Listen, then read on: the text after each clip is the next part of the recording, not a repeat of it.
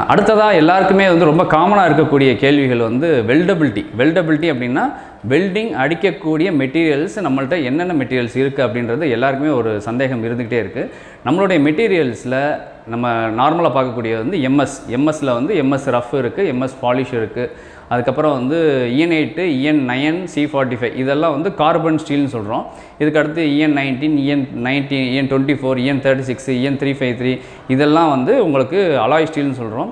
அதுக்கப்புறம் வந்து HDS உங்களுக்கு டை ஸ்டீல்னு சொல்கிறோம். HDS, HCR, D3, D2 இதெல்லாமே வந்து டை ஸ்டீல்னு சொல்கிறோம். ஸோ இதில் நமக்கு வந்து வெல்டபிலிட்டி அப்படின்றது வந்து எந்த மெட்டீரியலுக்கு அடிக்க முடியும் பார்த்தோம்னா எம்எஸ் மெட்டீரியல்ஸுக்கு மட்டும்தான் ரொம்ப ஸ்ட்ராங்காக அடிக்க முடியுது.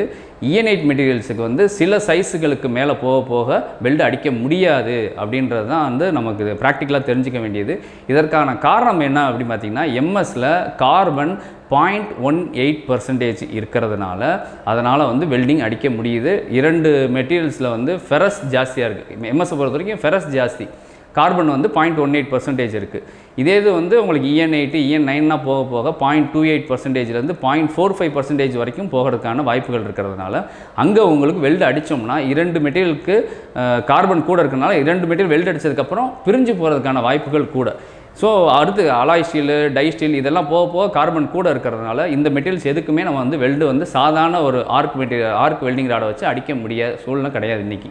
ஸோ ப்ராக்டிக்கலாக எம்எஸ் ரஃப் ஃப்ளாட்லேயும் எம்எஸ் பாலிஷ் ஃப்ளாட்லேயும் MS polish rod, MS rough rod எல்லாத்துலேயுமே வந்து தாராளமாக வெல்டு அடிக்க முடியும் அப்படின்றது நம்ம இன்றைக்கி புரிஞ்சுக்கலாம். EN8 சின்ன சைஸுகளில் சில ராடுக்கு அதாவது ஒரு 100 டயா 120 டயா வரைக்கும் நம்மளால் வெல்டு அடித்தோம்னா தாராளமாக நிற்கும். கொஞ்சம் பெரிய சைஸ் 250 டயா எதுக்குன்னா போகிறப்ப அங்கே வந்து கார்பன் கண்டென்ட் கொஞ்சம் கூட இருக்கிறனால வெல்டிங் சில டைம் நிற்க மாட்டேங்குது. ஸோ அதனால் வந்து அந்த பெரிய சைஸுக்கு நம்ம சஜஸ்ட் பண்ணுறது கிடையாது, சின்ன சைஸுக்கு நம்ம சஜஸ்ட் பண்ணுறோம். 120 டயா வரைக்கும் நம்ம வெல்டிங்கை வந்து சஜஸ்ட் பண்ணுறோம்.